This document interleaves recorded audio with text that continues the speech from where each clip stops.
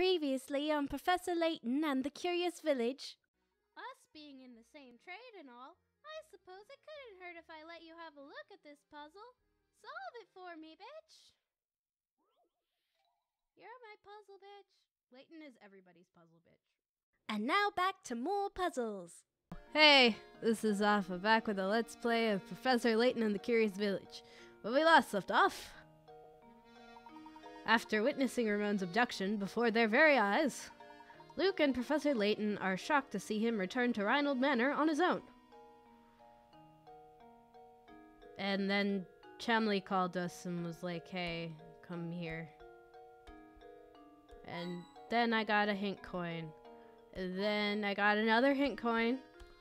I did not get a third hint coin, though. It's a picture of a man. Is it Beatrice's husband, perhaps? Let's go to the place we're supposed to go. Oh, hello, sir.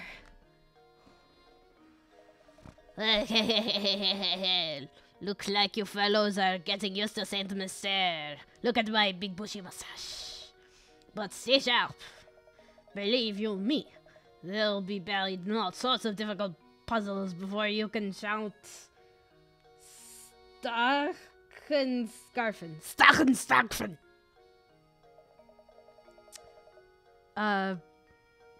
Is he German then?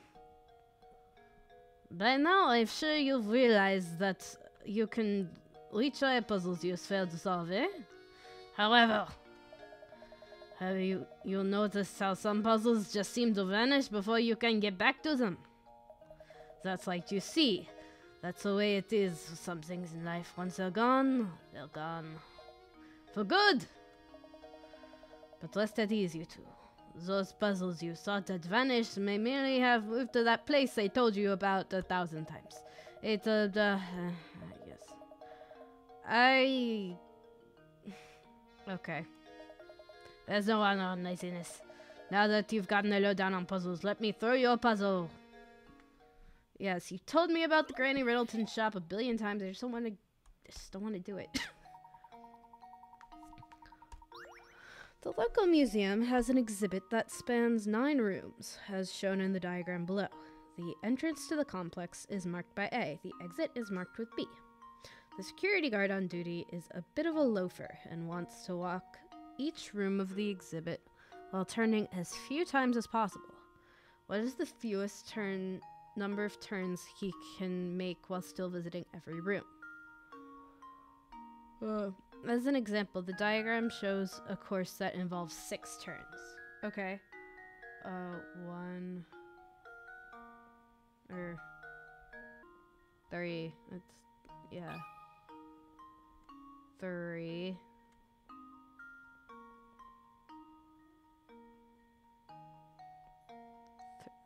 Or like 4? Wait, let me go back. 1, 2, 3. Yeah, 3. Submit? Unless turning around counts as 2? Frankly, I'm ashamed. The puzzle shows you an example on purpose. Sometimes seeing an example keeps people from thinking creative. Sometimes seeing an example keeps people from thinking creatively. Don't get stuck in a rut. Okay? That probably means I have to go, like, outside the complex. Let's say 2.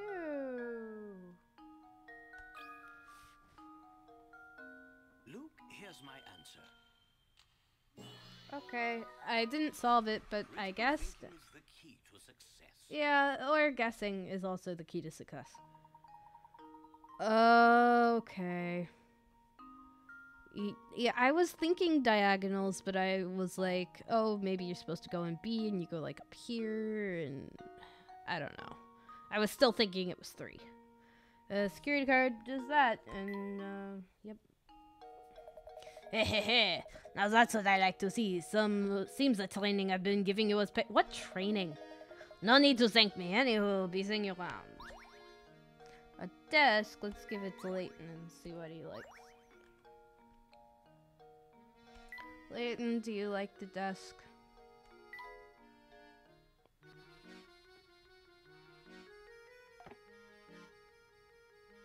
Bit square for his taste. What about Luke? Neat, but it needs something to go on top of it. Alright, well, I guess Luke will have it for now.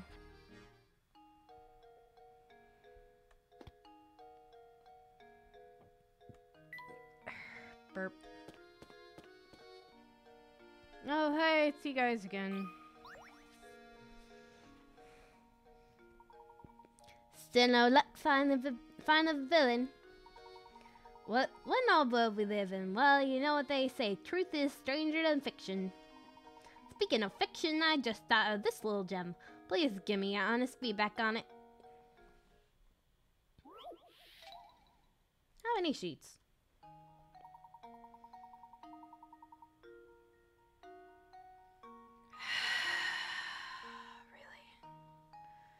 We're really gonna do this? Okay.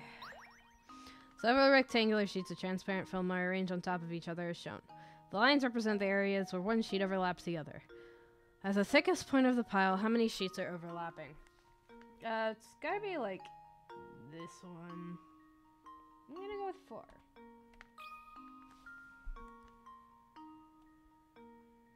Not 9. 4. 4. Thank you. Luke, here's my answer. The number. Oh. Oh, how embarrassing. Let's try 5. I have very little patience for these things. It's like, okay, 1. And I'll try 5. Not 7. There we go. That should do it. Hey, I guessed correctly again. Critical thinking is the key to success. Critical thinking. You keep telling yourself that, Layton. Yeah, I was right. It was here. Yep. Beautiful work. But I think the puzzle I write into my next novel will be even harder than that one. If you have time, stop by later. I have a really fascinating puzzle prepared for you by then. Oh! More parts of the dog. More parts of the dog. Doggy. Doggy, doggy, doggy, doggy. Okay. Oh, it's the top of its head. It's so close. I can almost taste the dog. It's gonna be adorable. Okay, Deke. Hey, Professor. Looking busy as usual, yup. Well, I got this puzzle I just can't figure out on my own here. Can you lend me a thinking cap? It's not a cap, it's a top hat. Very fancy. Why shapes? I hate shapes. Below are 6 linked rings. They may look like a tangled mess, but there is one ring that, if cut away, would leave the remaining 5 connected to end in a long chain.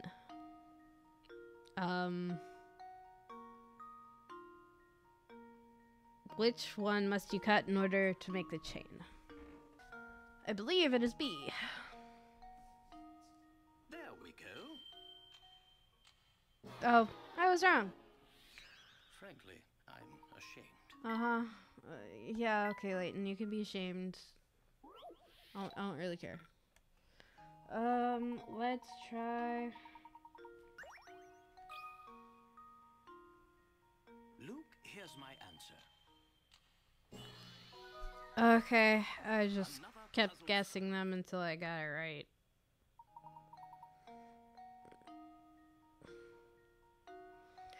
If you examine the connection... Yeah, I tried to do that. I just thought it was the wrong one when I did that.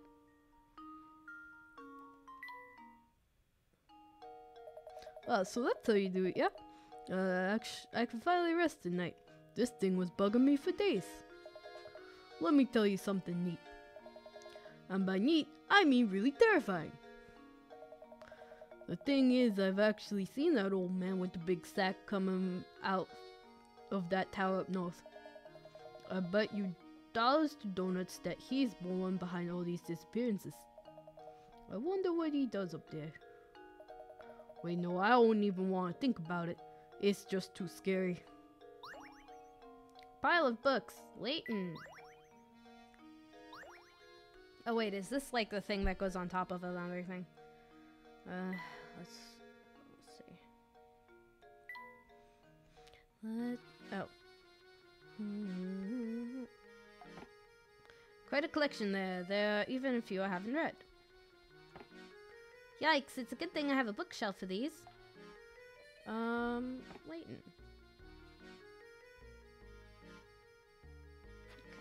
Layton likes books. I have 23 hint coins. Oh wait, no. I want to go this way. Hey man. Oh, there's a thing on the floor. Hey there, Professor. I bet you're here to solve my puzzle. I'm right, aren't I? Yeah, of course I'm right. Of course I am. There's nothing else I can do in this world except solve more puzzles. Two boys are playing a game in which the goal is to take the longest route possible from point A to point B, as shown on the map below. The only rule is no section of the road that can be traveled more than once. What course should they take in order to cover the longest distance possible between point A and point B?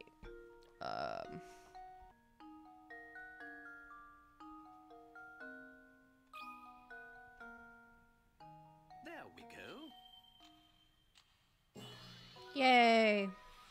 Another puzzle solved. That took a while.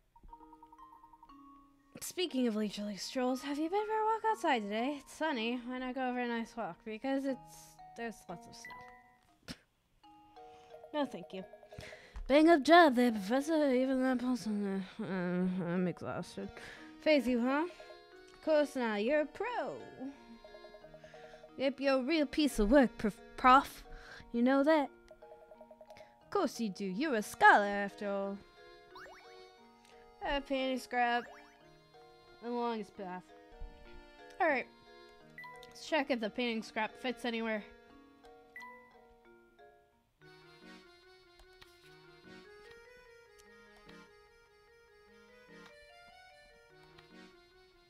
Looks like I might go with that. Like...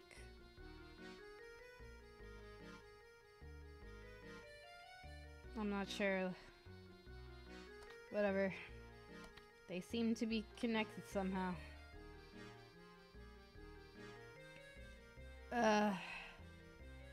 Okay.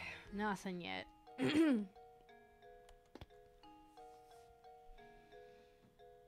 And anything on the ground? What's that on the ground? It looks like a scrap of notebook paper that was shiny for some reason. Perhaps someone wrote in glitter pen. What's it say, Luke?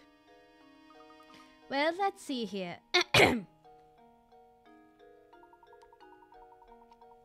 It's just terrible. Lady Violet has an awful case of the flu and hasn't left her bed in days. I'm no doctor, so I can't think of any way to help her. Oh, what to do, what to do. Lady Violet? Oh, this journal must be talking about Baron Reinald's first wife. Of course. My heart is heavy as I write these words. The loss of his wife has completely crushed the boss. Excuse me. If only there was something I could do to help. He walks around like he's had the wind knocked out of him. And that's the end. Gosh, whoever wrote this must have cared an awful lot for the Baron and his family. Baron and his family? Okay. I'm guessing it's, Mr. Droopy Dog. Huh? Look, there's a hole in the boat. Oh, it's sinking. There it goes. Oh, Professor, that reminds me. Have you ever heard about the one about the sinking ship? Puzzle number 13, sinking ship.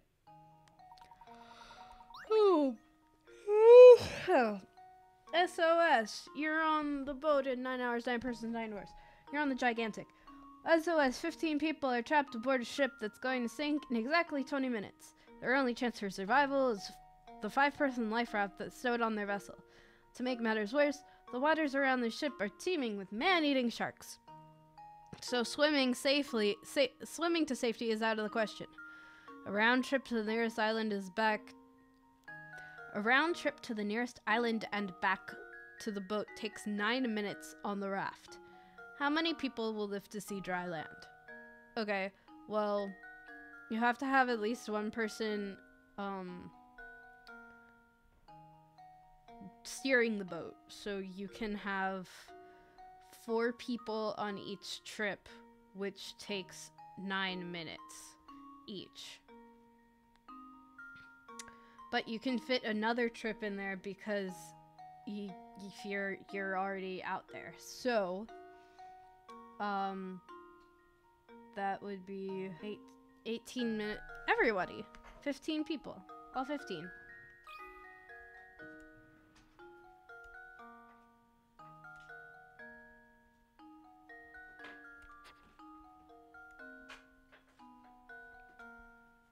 Not 19.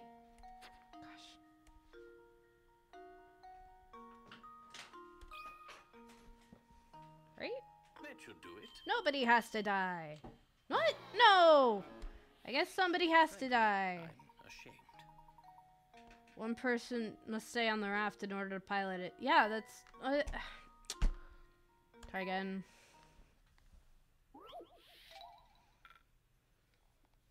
I realized that. Well, first of all, if you're going for the wording, live to see dry land, all of them live to see dry land because you could see the island right there. But whatever. So, 4 people get on there. 4 people go on the island. 1 comes back. Then 4 people go on the island. And then there's 8 on the island, and 1 comes back. And then 4 more people can go on the island. So that's 12 plus 1 is 13. People do die. What am I talking about? Of course people die in this game. People have already died in this game. There we go. Okay. I think he's the key to success. Yeah. Whew. Yep. Wow, great answer, Professor. It took me 5 times as long to get that one. Yep, good job, Luke. Alright. Onward! Mr. Kitty! Or whatever your actual name was. Well, if it isn't... It's Claudia. Okay. Well, if it isn't Claudia out and about... That reminds me of a puzzle. Give it a try, my boy. So many puzzles. It's almost like I'm in a puzzle game. Wedding cats. Okay. There are 3 different colors of plush cats before you. The color of the cat denotes its weight. Examples 1 and 2 show their relative weights. You have 3 red cats and 4 black cats loaded on one side of the scale. On the other side of the scale are 4 white cats and 1 black cat. Yeah. Given this setup, will the scale tip left, tip right, or stay level? Well, here's my guess. Layton's apprentice saves the day. Basically, I did the math, and the 4 white cats equaled a white cat was 3/4 of a black cat, and there were 3 white cats on one side. Yeah. These equal the 4 black cats, and then there's 4 black cats here and 3 over here. So yeah, all this. That. Once you realize how you need to look at things, it's not terribly difficult now, is it? Whatever you say, Professor.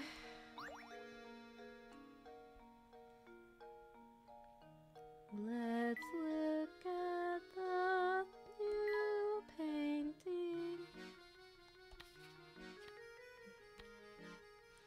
I have a feeling it's on this side. Or maybe it's like that. And it goes like here. I don't know. Anyway, back to the actual thing we're supposed to be doing.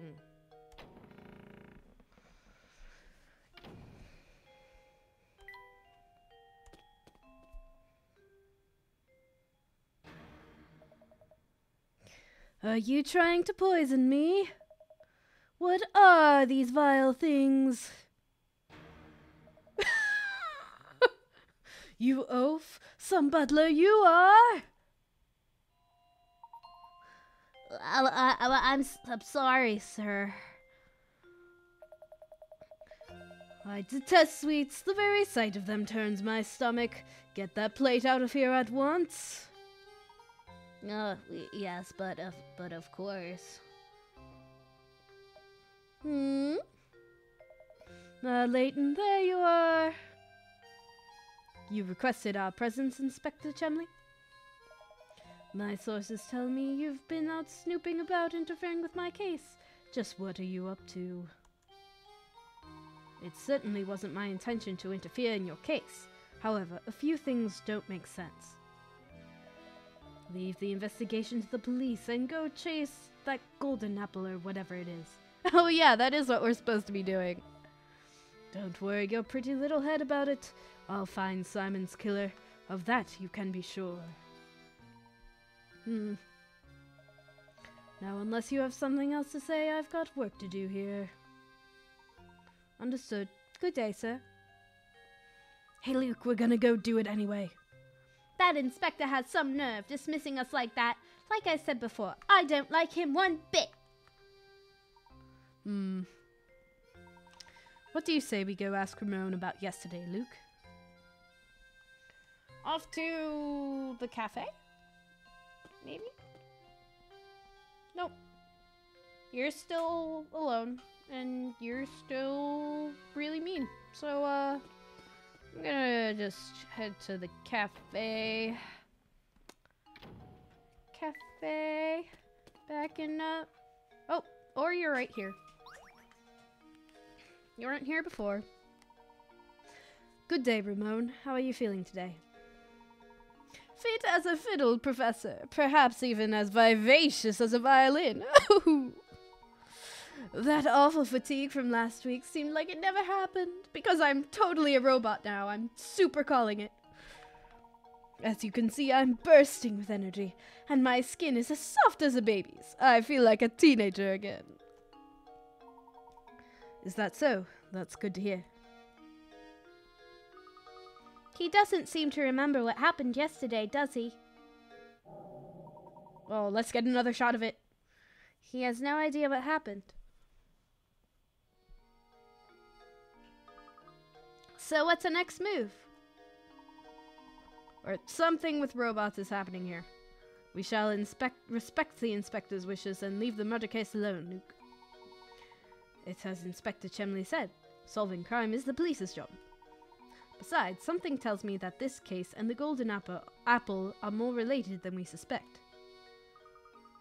That's that intuition of yours talking again, isn't it, Professor? First and foremost, we need to find a clue that brings us closer to the golden apple. Perhaps one of Baron Reinald's relations or close friends can help point us in the right direction. Of course, there's also someone else. Let's see if the family butler has anything to say on the subject. Ugh. The hunt begins! It's finally time to search for the golden apple. Explore St. Mystere. Okay. This one. Yeah.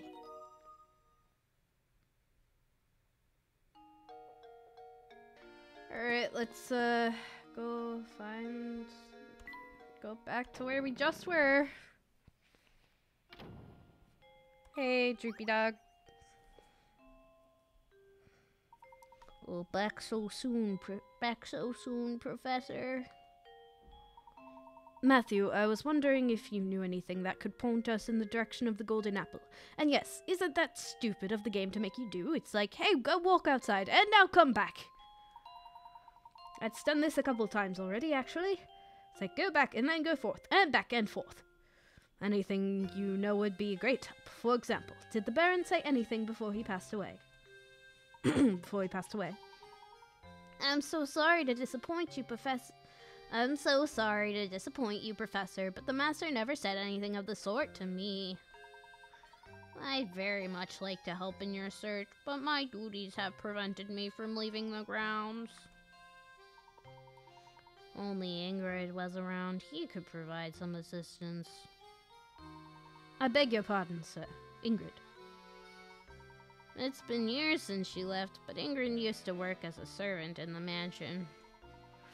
She was Flora's nurse, and she often helped me with my work. Matthew! Yes, madam, I'll be right there. I'll be right there. Excuse me, sir, the lady calls. If you're curious about Ingrid, why not pay her a visit and talk to her yourself? Let's see, at this time of day, I'd imagine she'd be walking by the general store. Please do me a favor and tell her that Matthew sends his regards.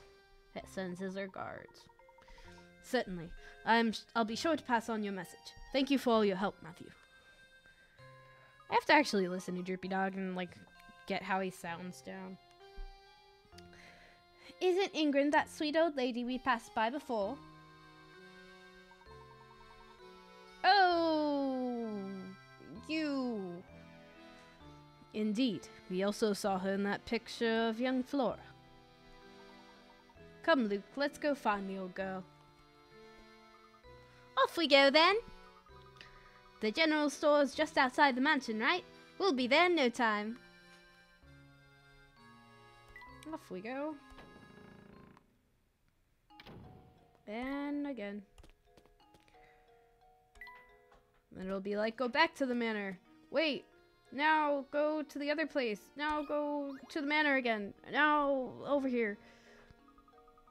Oh, goodness me. If it isn't Mr. Layabout, was it? The name's Layton, madam. That's right, Mr. Layton. What can I do for you, sir? Earlier we were talking with the butler at Reinald Manor, and he mentioned you used to work there. We'd very much like to hear anything you might know about the Baron. Heavens me, you want to hear about the Baron? I'm afraid the only stories I have are from when I worked at the manor, and that was years ago. That would be ideal, madam. Would you mind telling us one? All right, well, I suppose I could tell you a bit about the Baron and his former wife. The way Master Reinald and his wife would carry on, they almost seemed to be like children. You'd never seen a man so in love as Master Reinald was. When she passed away, Flora was all the Baron had to remember her by. So he raised that little girl with all the love a child could want. The things he'd bring home for her, toys from all over the world, and teddy bears as big as yourself. He was in high spirits in those days. He really wanted to give her 2 parents' worth of affection. So where has Flora gone? Your guess is as good as mine, sir. I have no clue where that girl went. She left the mansion well after I stopped working for the Reinolds. Some say Lady Dahlia put Flora on the streets to keep the family riches to herself, but that's nonsense. Oh, okay, so Flora is totally behind these kidnappings and stuff. Probably. She's like in the tower the whole time. After all, the Baron cared about Flora so much. I can't imagine he'd allow something like that. You know, you just reminded me. I have a puzzle! The grave of the Baron's late wife is located in the manor garden. I wonder who takes care of it now. Probably Droopy Dog. The Baron's former wife is buried in the garden. Thank you, madam. You've been extremely helpful. Now time for grave robbing minigame! Pew pew pew! Luke, let's head back to the manor. I have a hunch that the grave might pull the clue. Yep, we're just gonna go grave digging. Let's do it. Nope, that's not a thing. Oh, and we're going back again and forth again and back again and forth again. Wait, I saw Servant Droopy Dog over there. Oh, you can talk to him from over there. Oh, look, it's Matthew. But he wasn't there when we went up close. Good day, Professor. Were you able to track down Ingrid? Yes, we did. We were just speaking with her. I mean no disrespect, but she said the grave of the Baron's late wife lies on these grounds. Do you have any knowledge of this? Lady Violet's grave, sir. I was just about to visit it myself. Would you mind if we came along to take a look? Not in the slightest. Grave rob away. Here's the entrance, sirs. Please watch your step on the way in. Oh, we're going in? I don't want to go in. Oh, it's pretty. This is Lady Violet's grave. Gosh, this place is really nice. It's not creepy at all. The late Baron, rest his soul, told me to keep this place in proper order. I have tried to do so. Oh, that's so pretty. Here sleeps Violet, my one true love. Aw, that's sweet. The statue looks so much like Lady Dahlia. It's hard to believe it's someone else. It doesn't look like Lady Dahlia.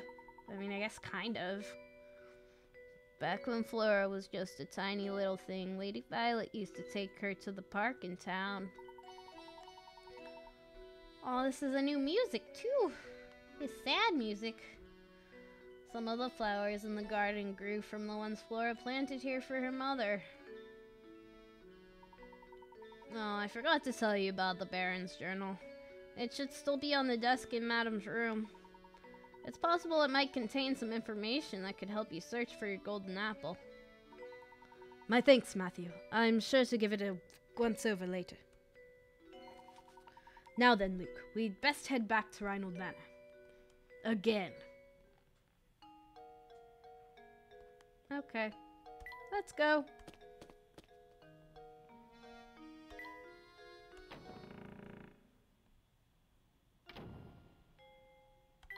It should be upstairs. And this way? No. I went backwards. In here. And then here?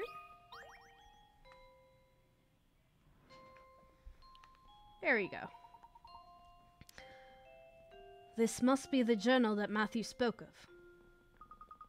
I have to admit, he seems to know what everything in the manor is.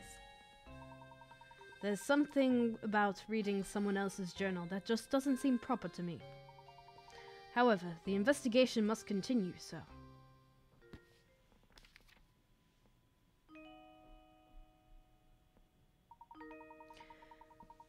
The craftsmanship of it is simply remarkable. The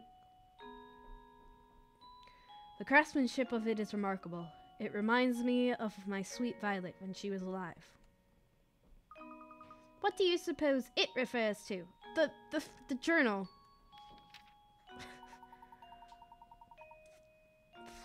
Flora doesn't like the thing at all. I've seen her run away. Oh, the tower? I've seen her run away from it on multiple occasions. Recently, she spends more time playing by dear Violet's grave than anywhere else. I'm sad to say I doubt Flora will ever take to it. I can't blame her, as I've changed its memory? Its memory? Only thing I can think of that has its memory would be like a computer, but we're not in computery times right now, so I don't know. I felt terrible forcing that change on Flora, but I just couldn't bear to see it like that anymore. Violet, there can never be another you. You are my first, my last, my only. Change its memory. I'm not sure what the Baron means, but this is clearly vital information here. I collapsed some days ago and have been bedridden ever since. I feel as if I have failed Flora as a father. I can only hope that when I am gone, the people of the village look after Flora and care for her as I did. He must have been terribly ill. It seems I am not long for this world, and the time has come for me to say goodbye to my little Flora. I've left everything in Bruno's care now. Flora, I pray you find happiness in this life. I've disclosed the location of the secret place in a note that I've left with an old friend. It is my most fervent hope that the seeker of the golden apple finds it and grants my dearest wish. That's us! Professor! Baron Reinald's old friend. We must seek out this person, Luke. But Professor, how can we possibly find that person with nothing but this journal to go on? It's like I always say, Luke. Any good investigation starts on the streets. We'll just have to ask everyone in town about the matter. What? I mean, of course you're absolutely right, Professor. Let's get to it. But come on, everybody, really? We're going to go through the entire town and ask every single person? Oh, this sounds tedious. Of course, any good investigation also needs direction. Let's start by asking Ingrid a few questions. She seems to know a great deal about Baron Reinald. And we will do that in the next episode. Leave a like if you enjoyed, subscribe, and leave a comment, because your words mean so much. I'll read that next time. And as always, guys, have an awesome day.